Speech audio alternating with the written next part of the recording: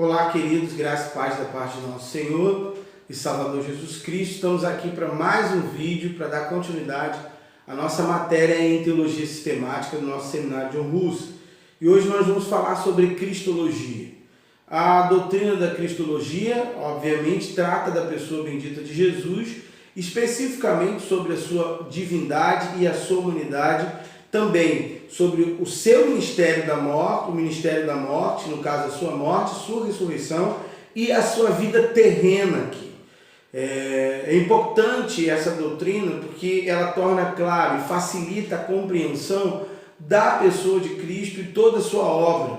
Então, olhar para isso, poder perceber de algum jeito, enxergar de forma explicada, sistematizada, organizada, desde o início, no caso, desde a questão da sua pré-existência até a sua ascensão, facilita a compreensão do estudante de teologia e as muitas percepções que se tem acerca da pessoa bendita de Jesus. Então, nesse momento, especificamente nesse primeiro vídeo, eu quero falar sobre a pré-existência e também sobre a encarnação. Quando a gente fala de pré-existência, a gente está falando justamente ou defendendo, ou calcando a nossa percepção sobre a crença de que Cristo, que é o nome, é um título, mas é o conceito de divino que nós damos à pessoa de Jesus, ele sempre existiu. É por isso que nós dizemos e cremos que Jesus de fato é Deus. O próprio apóstolo Paulo, no capítulo 2 de Colossenses, no capítulo 9, vai dizer que ele permanece plenamente divino no seu interior. Então, logo, entendendo ou atribuindo a Cristo esse status, esse título de Deus e o reconhecendo como tal, nós precisamos pensar em pré-existência. Por que a gente está falando de pré-existência na pessoa de Jesus? Porque a gente, de fato, acredita, defende e estabelece conceitos teológicos de que Ele é Deus. É um Deus encarnado. É um Deus que se fez conosco para nos trazer para si. Mas é Deus. E por ser Deus, nesse status divino, nesse conceito de divindade, não houve ninguém que o criasse. Não houve nada que fizesse valer a sua existência. Ele existe antes mesmo da existência, se é que eu posso dizer assim de forma bem jocosa. Ou seja, então pensar pré-existência é justamente pensar isso a partir da crença e da concepção que nós temos sobre a pessoa e a essência divina que há em Jesus de Nazaré. Quando a gente pensa em pré-existência, olhando para o próprio texto sagrado, nós vemos na declaração do próprio Isaías, no capítulo 9, verso 6, que ele seria então o príncipe da paz, Deus forte, poderoso e o Pai da eternidade. Essa expressão Pai da eternidade dá esse conceito, porque o que é eterno? O eterno extrapola o conceito da existência. O eterno é muito mais do que algo que não tem fim, é algo para além do tempo, que está além do tempo, fora do tempo e que perpassa no tempo. Isso é o conceito que nós temos de eterno. Contudo, quando nós vemos o profeta Isaías atribuir a figura do Messias de forma cristã, essa característica de Pai de eternidade, nós entendemos teologicamente que já é um sinal para esse conceito de pré-existência. Agora tem uma coisa que fica muito clara nesse conceito, é justamente o Gênesis do Novo Testamento. João capítulo 1, quando João está ali escrevendo não só o Evangelho e também as suas 3 cartas, a teologia joanina, ela é uma resposta, ela é um embate contra a filosofia gnóstica. Então João faz questão de declarar para os gregos que criam no Logos, nessa partícula criadora de tudo, e dizer, não, no princípio, no início de tudo, era o Logos. O Logos já estava lá. E o Logos era Deus. E o Logos estava com Deus. João vai dizer, inclusive, que sem o Logos, nada do que existe poderia existir. Logo, João vai dizer que por ele, pelo Logos, todas as coisas coisas existem. Ou seja, quem é o Logos na concepção de João? Na sua percepção, é Jesus. Então João está atribuindo a Jesus de Nazaré o estado divino e a ideia de pré-existência. Não só de pré-existência, mas como causa, como razão, como gerador, como criador de todas as coisas. Que coisa fantástica! O próprio Paulo, no capítulo 1, no verso 16 de Colossenses, vai dizer, vai atribuir, o capítulo 1 e o verso 16 de Colossenses, 15, 16, 17, 18, é um dos tratados mais fantásticos acerca desse conceito de divindade e de pré-existência de Jesus. Paulo vai atribuir a Jesus a obra da criação. Paulo vai dar a ele isso. Paulo vai conceber a ele esse conceito. Logo, nós chegamos à conclusão que, de fato, essa doutrina, essa característica de pré-existência está diretamente ligada à figura de Jesus de Nazaré. Tem um outro texto no Antigo Testamento, que são algumas aparições, que é o próprio texto de Gênesis capítulo 18, quando aquele anjo vai visitar Abraão ali para falar com Abraão. Há uma coisa diferente, até uma expressão no Antigo Testamento, algumas aparições, algumas teofanias ou cristofanias, que nós chamamos de o anjo do Senhor. Esse anjo, ele tinha características um pouco diferentes das miríades e dos ministros e dos outros anjos. Por quê? Porque em alguns momentos, inclusive no capítulo 18 de Gênesis, esse anjo vai sim receber de Abraão a adoração. Ele vai aceitar de Abraão todas as ofertas, ele vai inclusive permitir que Abraão se prostre diante dele, coisa que um outro anjo não aceitaria. Haja vista o episódio de Apocalipse, quando João cai, ele diz: olha, levanta porque eu sou o seu irmão, levanta porque eu estou a ti.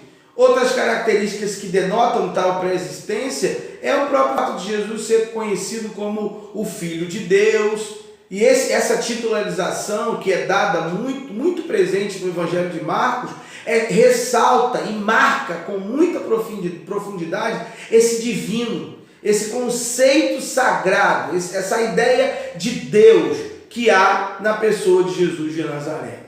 Um outro ponto que eu queria destacar ainda nesse vídeo é a questão da própria encarnação. Ou seja, Cristo ou Deus encarnou em Jesus. Ele tornou-se gente. Ele se fez carne. É essa expressão. Cumprindo-se aquilo que Paulo vai declarar em Gálatas capítulo 4, verso 4, quando ele diz que na plenitude dos tempos, ou seja, aquele momento, naquela hora na Palestina do primeiro século, em toda a convulsão e a confusão social que aquela cidade e aquele tempo viveria, sobre o terror do Império Romano, nasce Jesus. Sobre um povo totalmente escravizado, empobrecido, vivendo todos os tipos de desigualdade, nasce Jesus de Nazaré ali, sob o peso da religião que estava sobre o povo, sobre a opressão do Estado local, sobre a opressão do império opressor, estava ali. É isso que Paulo vai chamar de plenitude do tempo. É nesse conceito, onde todas as coisas convergem, nasceu o Filho de Deus. Essa encarnação fala justamente do complemento, da ação, daquilo que Paulo vai tratar muito bem na carta que escreve aos Efésios, sobre o plano e o projeto de salvação. Ou seja, essa encarnação ela acontece por nascimento de mulher, e a gente tem a experiência do anjo visitando Maria e dizendo que desceria sobre ela o Espírito Santo e o poder do Altíssimo iria encobrir ela, iria traçar, iria gerar nela o Espírito Santo. Então, Jesus está ali gerado no ventre de uma mulher e nasce de mulher. Há alguns que defendem, inclusive, que o texto de João, no capítulo 10, quando ele diz que o pastor entra pela porta, alguns fazem menção a esse conceito, ao fato de ele ter vindo para o nosso mundo, para o nosso contexto, para nós, pelas vias comuns, nascendo por mulher, ainda que de forma milagrosa e poderosa, sendo Maria ainda virgem e sendo de fato gerado pelo Espírito Santo. Quando a gente pensa na encarnação, a gente se pergunta quais as razões para a encarnação. Bem, Jesus encarna, ou melhor, Deus encarna. A encarnação ela tem esse conceito para nós e as razões são diversas. A primeira dela é justamente Deus demonstrar o seu amor e a sua misericórdia, com o intuito específico de produzir reconciliação. Reconciliação entre ele e o mundo. A encarnação também tem como objetivo apresentar para a humanidade uma nova aliança, um novo conceito. Jesus também tem essa aparição, essa encarnação, o próprio João vai declarar isso, é para desfazer as obras do inferno. Então, quando a gente pensa nas razões para tal encarnação, a gente está pensando num Deus que está demonstrando por meio disso o seu amor, estabelecendo por meio disso a sua aliança, estabelecendo por meio disso a derrota das obras do inferno e, sobretudo, garantindo a sua criação um retorno a Ele. A encarnação também, eu poderia dizer até em quinto lugar, também é um resgate da humanidade. Porque a humanidade se perdeu no Éden. Ela se perdeu no primeiro Adão. E ela é recuperada no segundo. Aí a gente percebe, de algum jeito e de todas as formas e maneiras, que essas razões estruturam o conceito da encarnação. Por fim, o mais misterioso, o mais fantástico entre esse Deus encarnado e é justamente a sua pessoalidade. Porque, para nossa surpresa, o conceito que há na pessoa de Jesus é justamente um conceito em que o divino e o humano vão caminhar ali, presentes, juntos. E aí alguns vão dizer que Jesus é 100% homem, 100% Deus. Eu não gosto muito dessa expressão 100%, porque é meio complicado medir o quanto de divino que ele tinha ou o quanto de humano. O que nós podemos dizer é que ele era plenamente Deus e plenamente homem. Quando a gente pensa na pessoa dele, a gente está pensando numa pessoa dotada dessa plenitude, que eu vou caracterizar como uma plenitude duplicada. Ele é plenamente divino, mas ele também é plenamente homem. E nisso, a encarnação, aquele desejo que justamente ele manifesta para Davi, quando Davi tenta construir um palácio, um templo, e ele diz, olha, eu nunca te pedi templo, eu nunca quis nada disso. O que eu sempre quis foi estar no meio do meu povo e o meu povo comigo. E aí, toda vez que eu lembro de encarnação, eu lembro do Deus conosco, o Deus no homem, o Deus aqui, o Deus presente. Então, querido, para nós darmos início aí à nossa matéria de Cristologia, nós falamos nesse vídeo sobre pré-existência divina, pré-existência de Cristo e encarnação de Cristo. Que Deus te abençoe e um ótimo estudo. Até o próximo vídeo.